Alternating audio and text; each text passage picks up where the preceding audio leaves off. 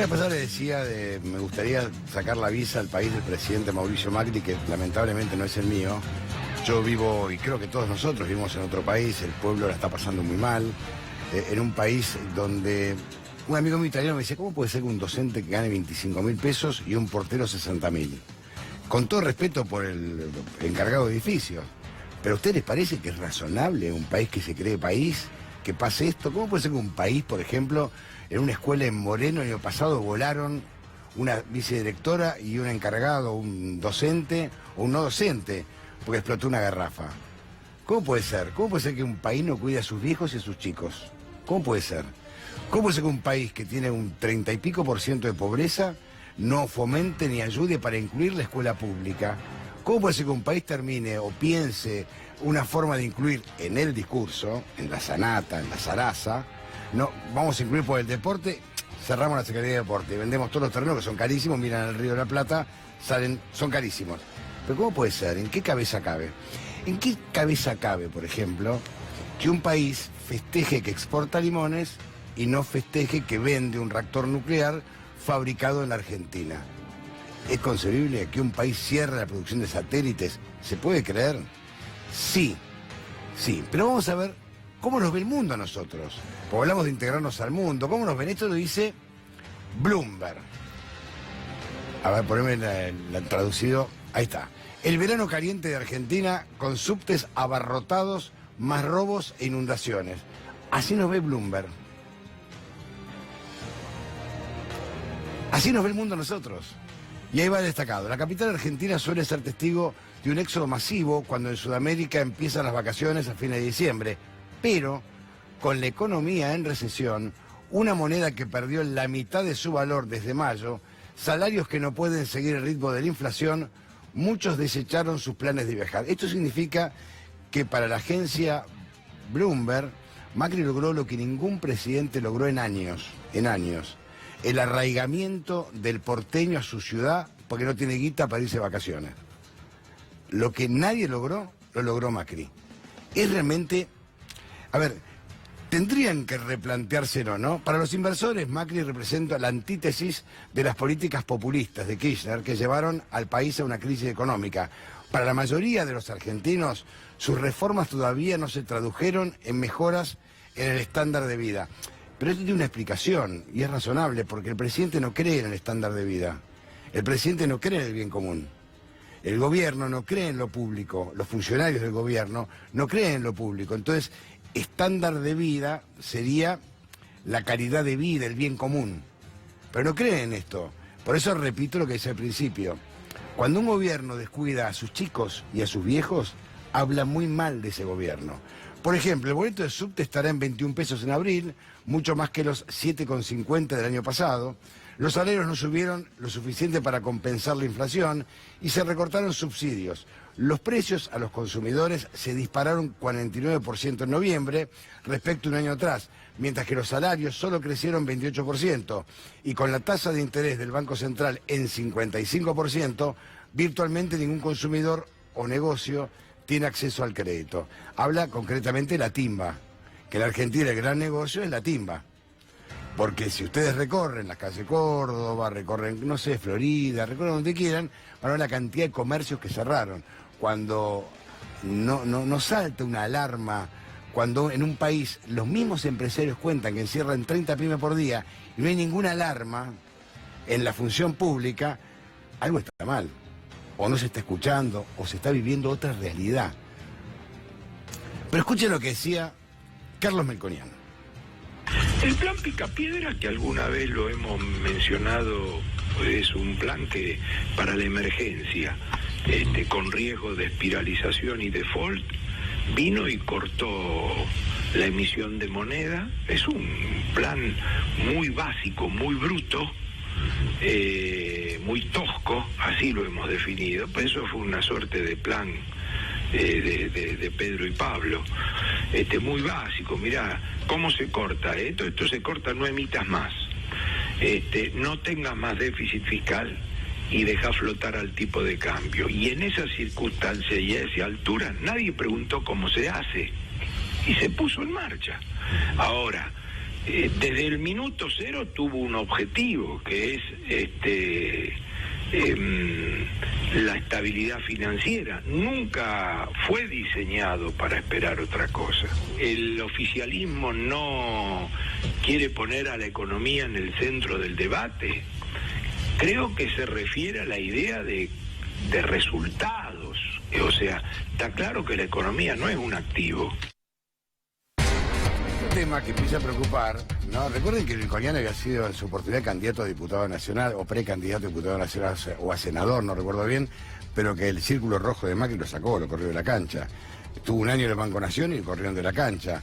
Pero acá hablamos de Alfonso Pratgay, una ley aprobada por unanimidad, alivio para muchos jubilados, abandonada en un momento delicado del poder adquisitivo de nuestros ciudadanos mayores, inexplicable. Quiero creer que esto se corregirá apenas empiecen las sesiones ordinarias. Ahora me quedo con lo que decía Daniel Filmus. El presidente de la Cámara tiene que convocar las sesiones ordinarias, o si no la oposición lograr la mayoría del quórum para lograr la sesión ordinaria. Ahora, si no convocan, todo sigue en pie. Esto es lo curioso de todo esto, ¿no, Fernando? Pues todo sigue en pie. Recordemos que lo que se está haciendo referencia a Alfonso Pratgay es a esta devolución que tenían del IVA a los jubilados, que cobran la mínima, que cuando gastaban con la tarjeta de débito hasta 300 pesos por mes la reintegran. Tampoco era que le daban todo, ¿no? Solo 300 pesos por mes. Pero bueno, de cualquier manera era una ayuda, lo comentaba ayer Arce, la abogada que nos visitó, pero el Congreso, el Ministerio de Economía, Nicolás Dujovne privilegia la caja, privilegia el acuerdo con el FMI, recorta todo lo que significa subsidio y estas son las consecuencias, ¿no? Ahora, después tenemos otra historia loca de este país, lamentablemente, ¿no? Que la Argentina prefiere, en lugar de vender satélites, vender limones, en lugar de vender reactores nucleares, vender tomates, y se genera todo esto, y ahora parece que somos la verdulería del mundo o somos el supermercado. Sí, ¿te acordás que éramos el supermercado? Sí. Que íbamos a ser el supermercado del mundo, que era una aspiración del presidente Mauricio Macri convertir a la Argentina en un supermercado del mundo. Bueno, apenas vamos a hacer una verdulería, nada de productos elaborados, solo lo que sale de la tierra. De fruta y verdura. Macri prometió convertir a Argentina en el supermercado del mundo, pero... Vos sabés que está de gira el presidente. Huevos frescos, de verdad. Esto firmó en India. Huevos frescos. Huevos frescos, limones, semillas de chía, harina de pescado y de hueso. Tomá más. Lo más básico que podés elaborar, ¿eh? Porque cuando uno habla de harina no es un producto elaborado con valor agregado, porque ni siquiera va en paquetitos pequeños, esto es todo a granel. Claro. Semilla de chía a granel, harina de pescado y de hueso a granel. Huevos frescos a granel, porque si me decís, bueno, todavía los empaquetás en... No, como viene. Yo cuando era chico pasaba por mi casa un carro del verdurero, decía huevo, naranja, está bien. El Gran Buenos Aires sigue pasando. Sigue pasando, por eso. Sí, señor. ¿Tenemos más, Charlie? Acá tenés. Diciembre de 2015, reunión con productores, estamos hablando de diciembre de 2015, días a días de asumir. Argentina debe dejar de ser el granero del mundo y pasar a ser el supermercado del mundo. Señaló la necesidad de dar valor agregado a lo producido en las distintas regiones del país. Los productores estaban chochos cuando lo escucharon. José Mirbu, ¿qué valor agregado tiene? No, bueno, esto lo dijo... El limón. Pero no fue la única declaración, ¿eh? A ver, ¿qué más? Repitió, octubre de 2016, no había pasado un año. El mundo nos está abriendo sus puertas y tenemos la oportunidad de transformar todo lo que tenemos para dar en posibilidades concretas para que más argentinos puedan crecer, para pasar de ser el granero del mundo a ser el supermercado del mundo. Ya venía repitiendo lo mismo. Declaraciones al diario La Gaceta de Tucumán, un reportaje extenso. Para pasar de ser el granero a ser el supermercado. Julio del año 2017. Vamos año a año. Sí, necesitamos pedirle más, les tenemos que pedir más inversión, más tecnología y agregar más valor a nuestra producción. De ser el granero del mundo, lo vuelvo a repetir, tenemos que pasar a ser el supermercado del mundo. Esto fue la apertura de la exposición rural. O sea, 3 veces lo dijo el supermercado del mundo. Y lo siguió repitiendo, ¿eh? Y lo siguió repitiendo. ¿Para hay más? No.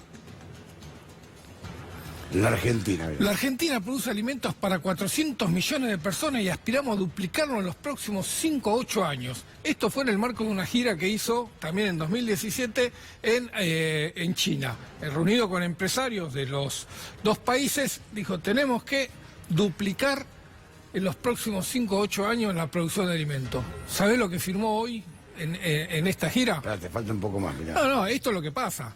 Soja, exportamos el 25% de las exportaciones argentinas, soja. ¿Sabe cómo se exporta la soja? A granel. En grano, en aceites a granel, los pellets, que es el desperdicio de la soja cuando haces el aceite, a granel, y lo más elaborado que hacemos es biodiesel a partir de la soja, que también es a granel. El complejo maicero, 7,4% de las exportaciones totales, también a granel, nada de... Porque vos podés exportar el maíz en valor agregado, exportar maíz en valor agregado, por ejemplo, es criar chanchos. Por ejemplo. Claro, vos hacés embutidos a partir de los chanchos y estás exportando maíz con valor agregado. No, exportamos el maíz. O aceite de maíz, por ejemplo. O aceite, sí, pero aceite también, el aceite es a granel. Prensar y nada más, no tiene ni siquiera... Petróleo, petroquímica, 7,3% de las exportaciones también es a granel. Nada de estar exportando aceites envasados de alta tecnología. Nada de trabajo. Trigo, lo mismo, 5,3% de las exportaciones totales. No hay fideos, no hay galletitas, no hay alimentos elaborados, todo a granel. Lo mismo pasa con el cuero, con el oro y la plata, que es una de las exportaciones importantes, 4,6, casi 5% de las exportaciones. La pesca. ¿Qué pasa con el complejo automotriz? Lo más tecnológico que vende la Argentina al mundo, donde hay algo de valor agregado, donde se produce. Mirá lo que pasó en enero de este año. Cayó 68% las exportaciones respecto a diciembre y 29% contra enero de 2018.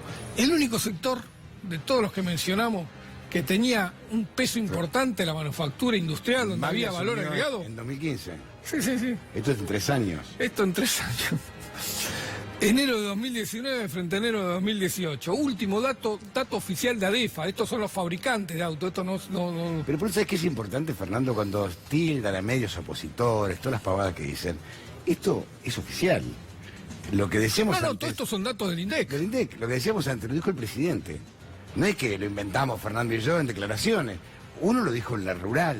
Pero... Hoy, ¿quieren escuchar lo que decía hoy? ¿Lo escuchamos lo que decía hoy? Hoy esto no lo decimos nosotros, lo dijo el presidente. Escuchen.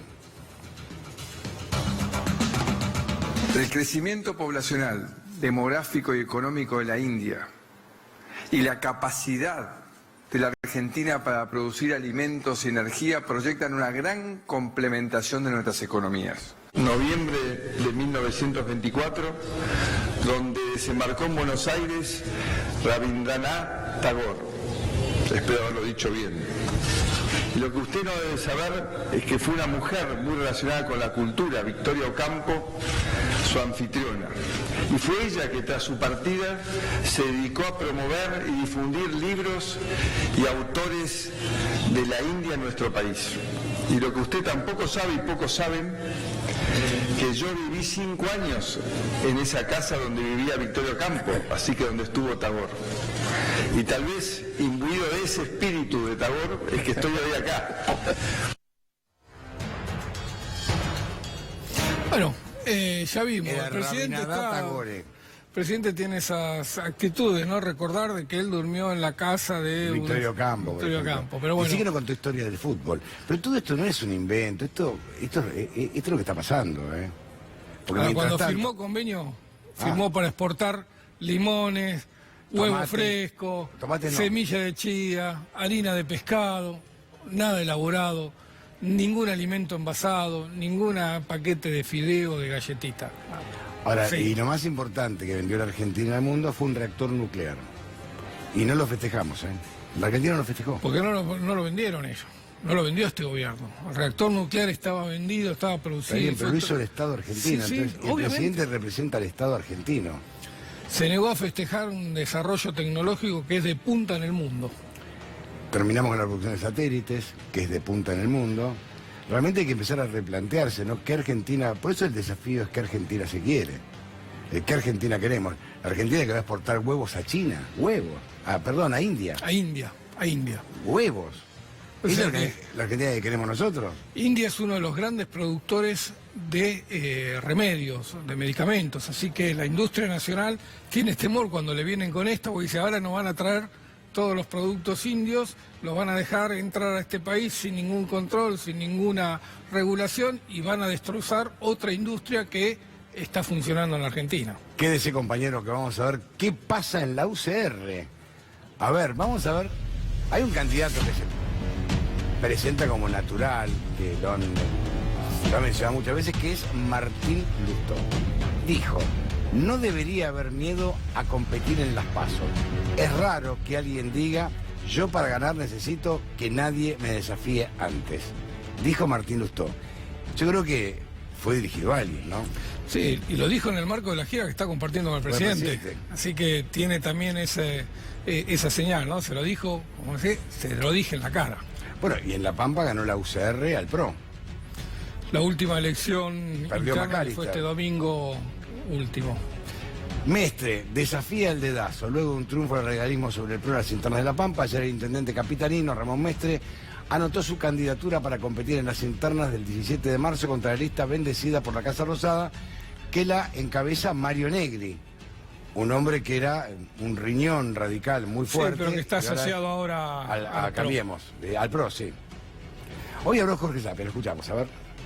Hay notoria diferencia de criterio entre el radicalismo y el PRO, y entonces esto en un momento tiene que hacer eclosión. Yo ya le saqué el cruce a la diputada Casio cuando dijo que ella desde afuera manejaba el radicalismo. Sí. Ahora lo quiere manejar el presidente de la República. No, el partido se tiene que manejar por lo propio, y para colmo, con enormes dificultades para el manejo, porque el Comité Nacional toca la misma sinfonía que toca el Gobierno Nacional, y entonces eso no está de acuerdo con lo que piensa el común de los radicales. Entonces la gente le está votando, le está aplicando un voto castigo al PRO, no hay ninguna duda. Y lo que pasó en La Pampa puede pasar en muchas provincias. Tiene que haber un candidato radical, no hay ninguna duda. No es Macri, no es un candidato radical.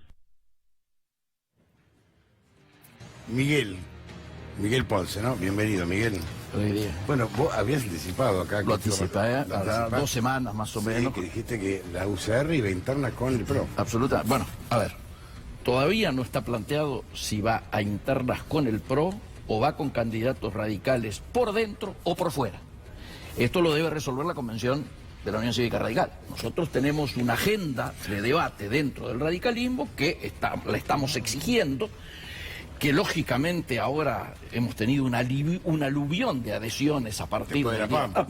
Yo viajé todo el día desde Mar del Plata para acá, 6 horas, porque vine muy lento, había problemas, porque ayer hablé en un acto del espacio progresista, donde estamos con los socialistas, los radicales, la gente de Margarita Stolbizer, etcétera, y había una sensación de euforia, ¿no es cierto?, de largarse, de empujar. De hecho, un sector...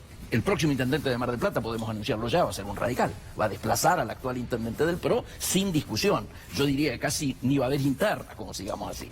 Entonces, esto implica que en la Convención Nacional nosotros vamos con mucha fuerza. Hoy diría claramente somos mayoritarios en este sentido. ¿Y qué planteamos?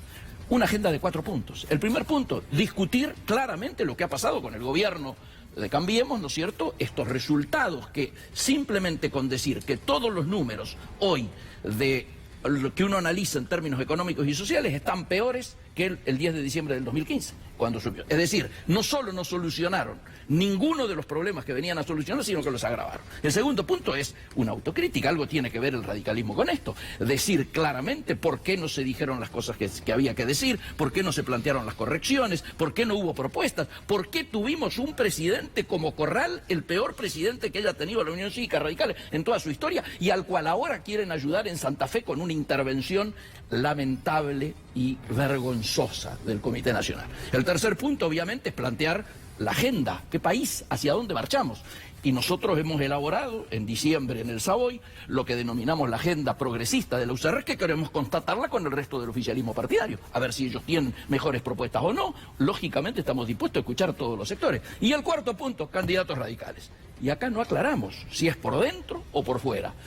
Es muy posible que la correlación de fuerza dé para alargarse por fuera, pero también es muy posible que tengamos una situación como en Gualeguaychú, donde por A o por B, y ustedes saben que la intervención de los oficialismos es muy difícil, hay mucha presión, hay gobernadores, hay gente que especula, y que bueno, Ahora, es muy Miguel, posible que haya por ahí. Hay dos candidatos, obviamente, Ricardo Alfonsín y Martín Lustó. Ahora, ¿no notan ustedes a años de esta alianza que realmente era insólita ver cómo el radicalismo de Alfonsín se aliaba a Mauricio Macri cuando decía el límite es Macri? Alfonsín mismo lo decía, ¿no?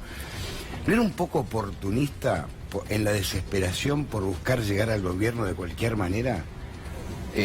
Yo creo que quienes perdimos en Gualeguaychú, Sí, yo vos integré perdiste, el sí, bloque me que acuerdo. perdimos junto con Ricardo, ¿no es cierto? Tenemos que asumir que hubo una jerarquización de un pasado que entendíamos que no podía continuar, y el objetivo de frenar eso que estaba hizo que se priorizara la no continuidad de lo anterior. Por eso nos resulta tan tremendo llegar hoy a una situación en el país donde nosotros no podamos ofrecer otra alternativa que no sea la elección entre el fracaso del pasado y el fracaso del presente, porque nadie puede discutir el fracaso del presente. Matías Tombolini, bienvenido, Matías. ¿Cómo estás? Ahora, ¿cómo es esto de pasar de ser vender huevo? O sea, vendés un reactor nuclear, cerrás la fabricación de satélites y estás chocho porque vendiste huevos a la India. O sea, es un dato que me llama poderosamente la atención. Sí, Argentina es un país que es muy difícil de explicar. Yo no puedo dejar de mencionar lo que decía alguien que yo aprecio mucho. Dentro del oficialismo aparece la oposición. Es raro. Me resulta raro. Para mí la UCR hoy tiene que explicar por qué el bondi vale 16 pesos. Por ejemplo. Y una vez que lo explique, entonces que vaya por afuera y compita. Pero por adentro hoy la luz se multiplicó por 16. Y lo tiene que explicar la UCR en su conjunto. Por supuesto hay voces contradictorias a la conducción nacional, pero la verdad que escuchar a voces del oficialismo de Cambiemos hablar como si estuvieran en la vereda de enfrente no me genera, como mínimo me genera curiosidad. Digo, ¿no? Porque uno dice, escúcheme muchachos, explícame el aumento del subte, del hambre, de la pobreza, de la deuda externa, y después háblame de la política. Pero hoy en la Argentina llegar a fin de mes es mucho más difícil que hace un año. Y con lo cual, si eso se entiende, lo que vos me estabas planteando es un ejemplo de un país que industrialmente fue para atrás. En la industria, en la posibilidad de agregar valor, en la posibilidad de que la gente que tenía menos le resulte más sencillo afrontar las obligaciones cotidianas. El radicalismo tiene que explicar por qué integra un gobierno que no anunció una sola medida que termine por lo menos generando una mejora en la condición de vida de la gente que se supone que representan. Una. Macri no dijo una cosa que vos prendías la tele y decías, bueno, ahora sí. Ahora estoy mejor. Ninguna. Y el resultado es que tenemos 50 puntos de inflación y que los jubilados de la inflación le subió 28. 28. Y el problema que viene no pasa por convenciones ni por discursos, es el trabajo. Porque el título del problema de la economía en el 2019 es el empleo.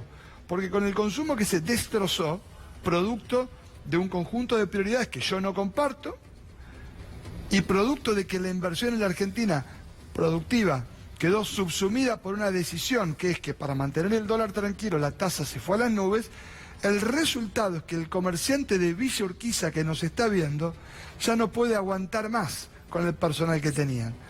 El bar de Devoto, donde debía ser la charla del ciclo de economía nuestra, empezó a ajustar en el personal porque no le dan las cuentas, porque la luz no la puede pagar. Y no, la culpa no es del empresario chiquito o del trabajador.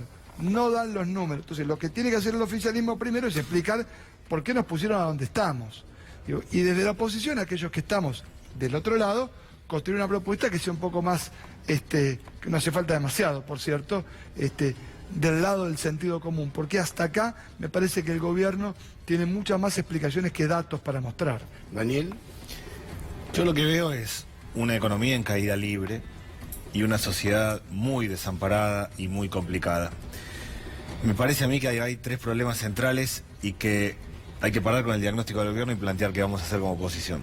El primer punto clave es que está aumentando la pobreza porque aumentan los alimentos y aumenta el transporte.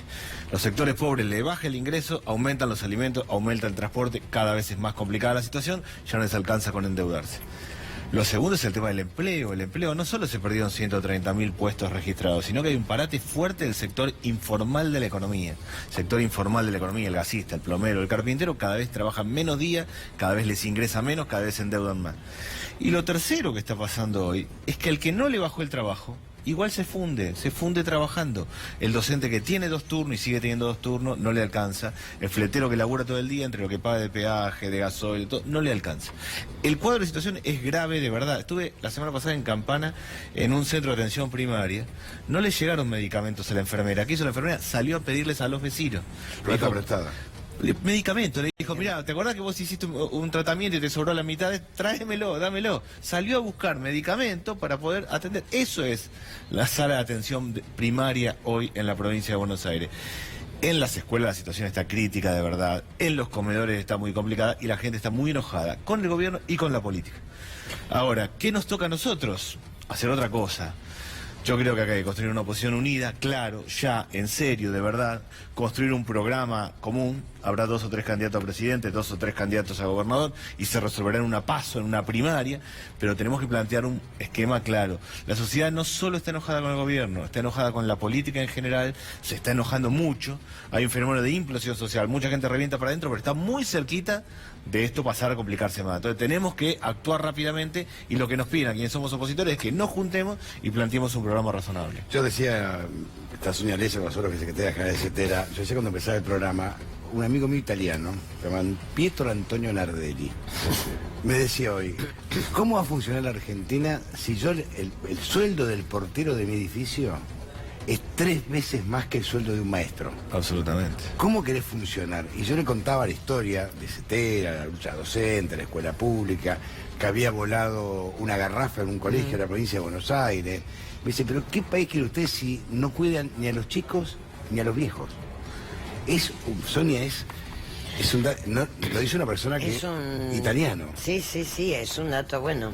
Todos los que somos de familia, que venimos de los barcos, sabemos que el progreso, de alguna manera, el esfuerzo, el progreso está muy vinculado a la escuela pública y a la universidad pública, por supuesto.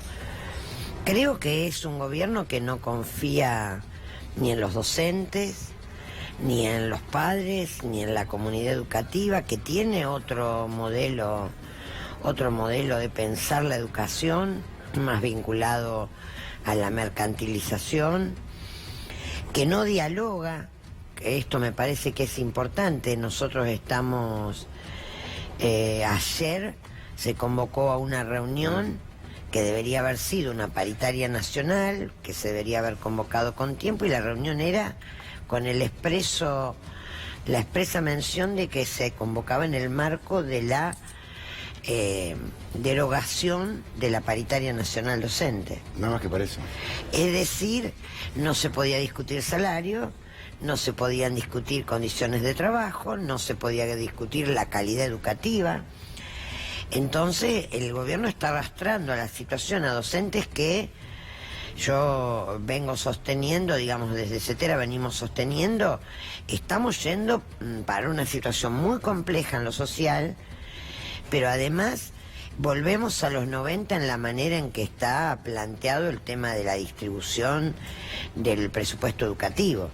Un maestro, la diferencia entre un maestro de una provincia pobre y un maestro de una provincia que está en mejores condiciones es de 6.000, 7.000 pesos, cuando nosotros habíamos logrado, con la ley de financiamiento educativo, con el esfuerzo y la inversión nacional, hacer que no haya grandes diferencias entre un maestro y un niño de la Cuña Boscosa, del norte o del NEA, y un niño o un docente de las provincias de la zona centro. En ese sentido, nosotros avisoramos un panorama muy complejo. Un docente hoy gana 12.500 pesos. Bruto, de básico es eso. De bolsillo. Un docente lo cobra en efectivo el piso nacional que dejaron planchado el gobierno. Después en las provincias hay distintos salarios, pero el piso establecido por el macrismo, que es lo que cobran muchos docentes del país, no son pocos. Después Hay provincias que han mejorado con fondos propios. 12.500 pesos. 12.500 pesos. Entonces, cuando el gobierno habla de esos promedios de los que habla, bueno, la verdad que nosotros queremos saber dónde están los promedios. Cuando se gasta más en marketing... Una interrupción cortita. ¿Sé qué creo yo? Que tengo una sensación a veces que desde el gobierno se fomenta la pelea docente-alumno-padre. Absolutamente. Yo creo que es adrede. A propósito, El gobierno va contra los docentes. Eso entendió que le servía en el conflicto con determinados sindicatos, pero en realidad lo que está diciendo es desacomodando, lo único que está en pie que es la escuela.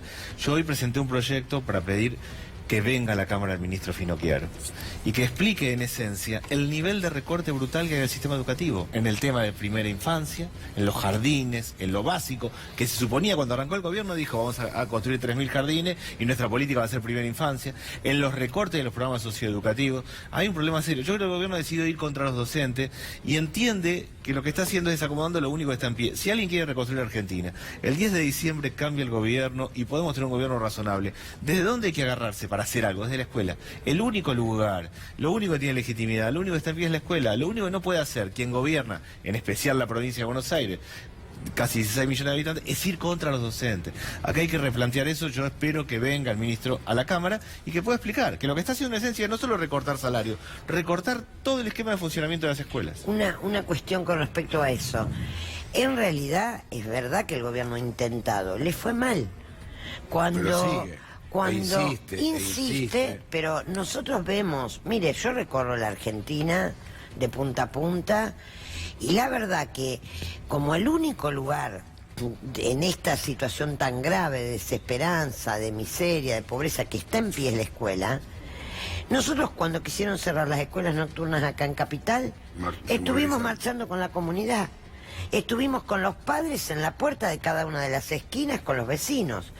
Cuando explotó la garrafa en la escuela 49 de Moreno, y estuvimos con los compañeros de SUTEBA meses en el acampe, con 500 escuelas que estaban con problemas de gas, algo terrible, que en los spots dicen que vinieron a arreglar las escuelas, pero las escuelas tienen problemas estructurales. ¿Cuántas cerradas estaban? En ese momento, luego de la explosión, cerraron como 400 en una semana. No, y en Moreno fue un proceso muy largo, muchísimas 3 meses estuvieron, algunas escuelas llegó a fin de año. Clases por un... No, y hubo escuelas que llegó a fin de año y estaban cerradas. Y después le molestan 2 días de paro, 1 día de paro. Ahora, en las escuelas en malas situaciones nadie se acuerda. Y estás hablando de infraestructura básica para las escuelas, estás hablando de gas, de electricidad. Bueno, ahí estuvieron los muchas padres. Están electrificadas las paredes. Ahora, Matías, digamos, con lo que se gasta y se paga de deuda, ¿cuántas escuelas se construirían?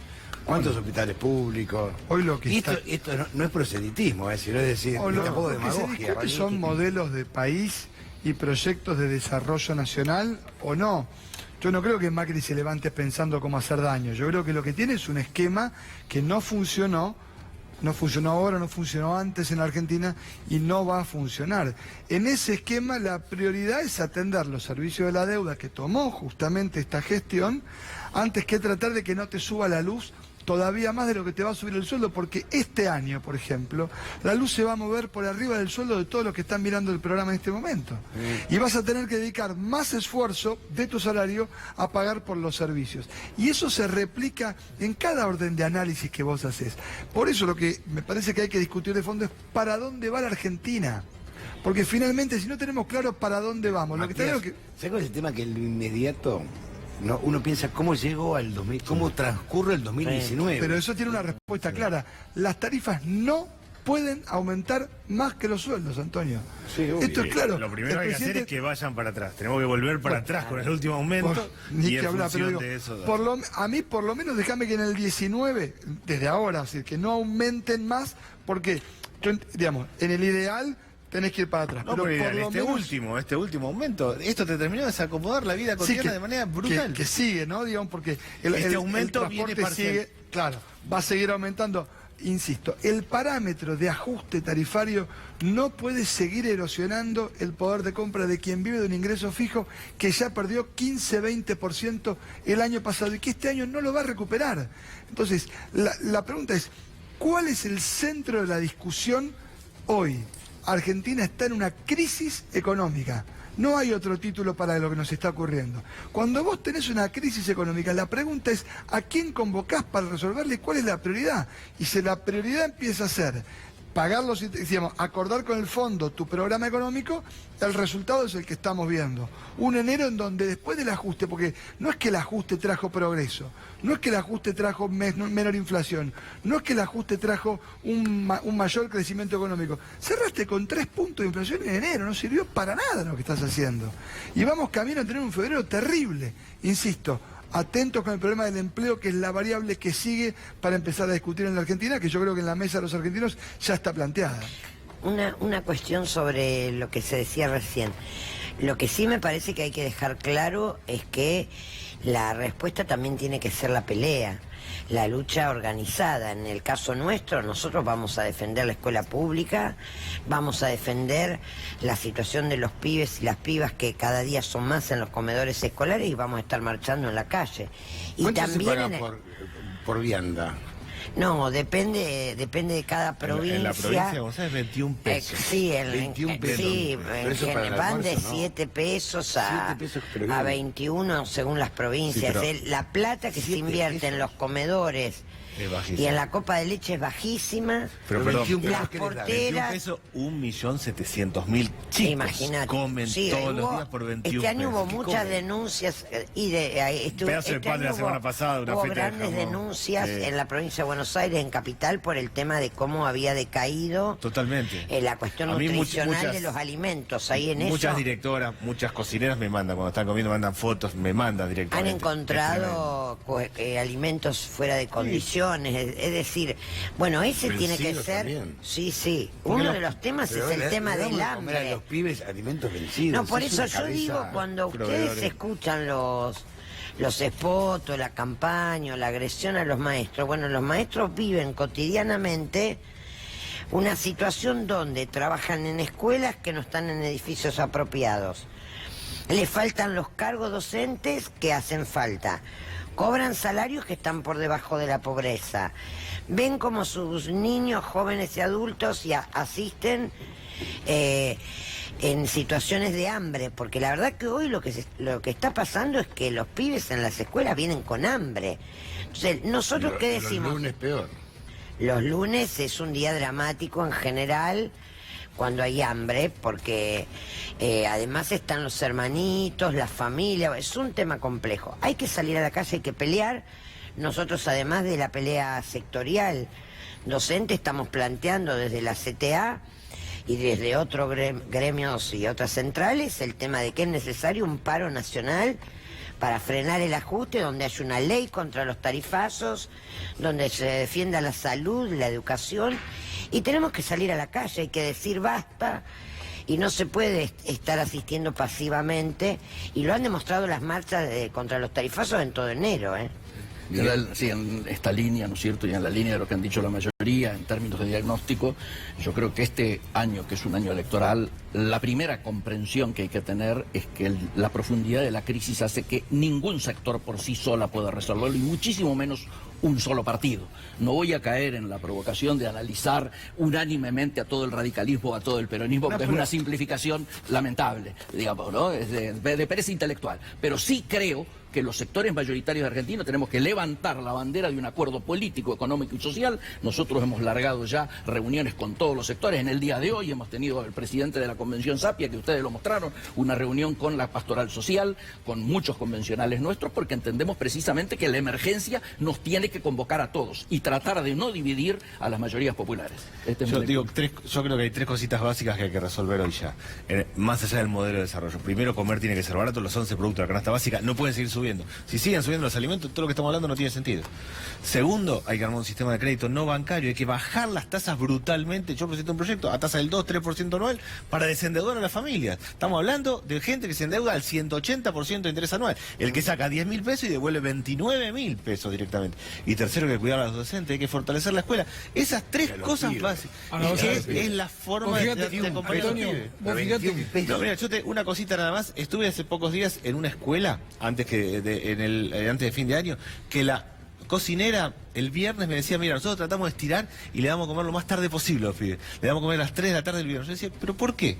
Porque no sabemos si van a comer el fin de semana. Estira todo lo que puede, lo más tarde posible, para que llegue fíjate el que fin de semana. en el contexto que está describiendo de hambre en sectores muy grandes de la sociedad, el presidente se emociona porque está exportando alimentos básicos. Huevos.